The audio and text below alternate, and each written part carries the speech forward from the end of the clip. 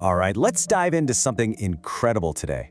We're going to unpack 5 powerful secrets to building wealth, and we're doing it through the true story of a beggar from Mumbai who became a successful entrepreneur. Seriously, this is a blueprint for anyone out there with a huge dream, but maybe not a lot to start with. So everything kicks off with this one powerful question. Picture this, a beggar, frustrated on a busy street in Mumbai.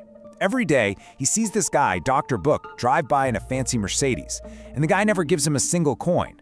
So one day, the beggar finally gets fed up and confronts him, and this is the last thing he expected to hear. It's a question that really gets to the heart of what it means to be an entrepreneur. You've got to understand, the beggar was totally stuck in what you'd call a taker's mindset. He kind of felt like the world owed him something. He'd get angry when people wouldn't give, he was bitter about their success, and deep down, he was convinced he had nothing of value to offer anyone. And that mindset? It's a prison. It keeps so many would-be founders from ever even taking the first step. And boom, that was the line from Dr. Book that just cut through all the noise. It was a shock for sure, a real wake-up call. But it wasn't just an insult, it was a challenge. And it planted this tiny seed of an idea that was about to completely change his life. This is really the first major lesson on his journey. So that one tough conversation sparked the first secret to his success. It was this massive shift in his thinking, from just taking to actually creating and giving. Okay, let's get into how he did it. That night, he apparently couldn't sleep. He just kept thinking over and over, what could I possibly give?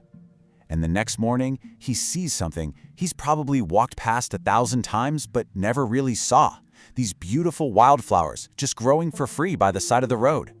And in that one moment, it clicks. He realized he was literally surrounded by value that he had completely ignored his whole life.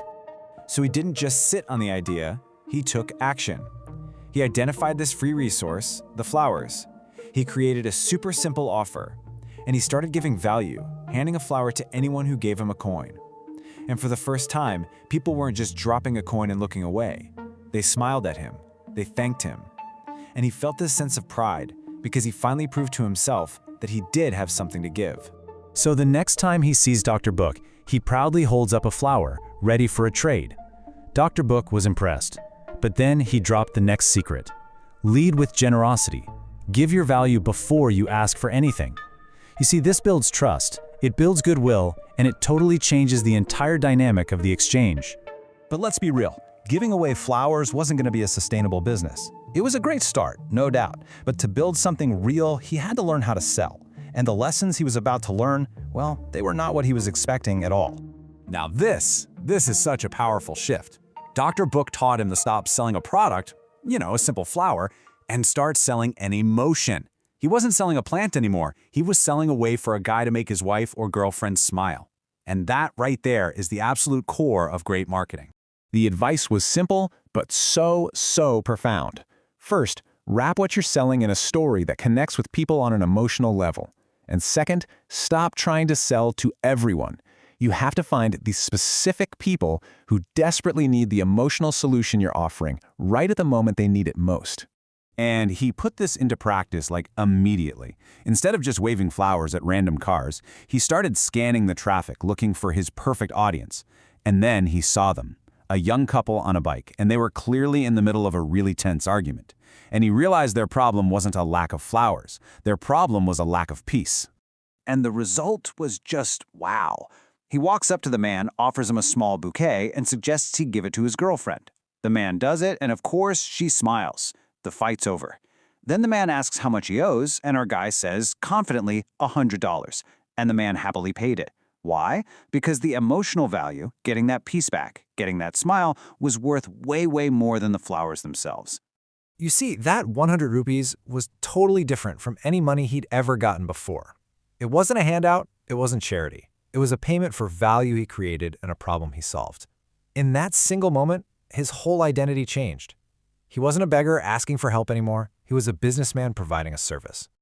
So now he's got confidence, he has a working model, but there was one last piece of advice from his mentor that would take him from just getting by to truly scaling his new company. This was Dr. Book's final and honestly, maybe his most important lesson. Don't get comfortable with your first win. That traffic light was a great start, but it was just that, a start. This was a challenge to look past the day-to-day and start imagining what was really, truly possible. And man, did he take that lesson to heart. He didn't just stay at that one traffic light. He started thinking like a real business owner. He found wholesale suppliers to lower his costs. He expanded to new locations where demand was high, like temples and colleges. And eventually he scaled so much that he started hiring other people, giving them the exact same opportunity he had created for himself.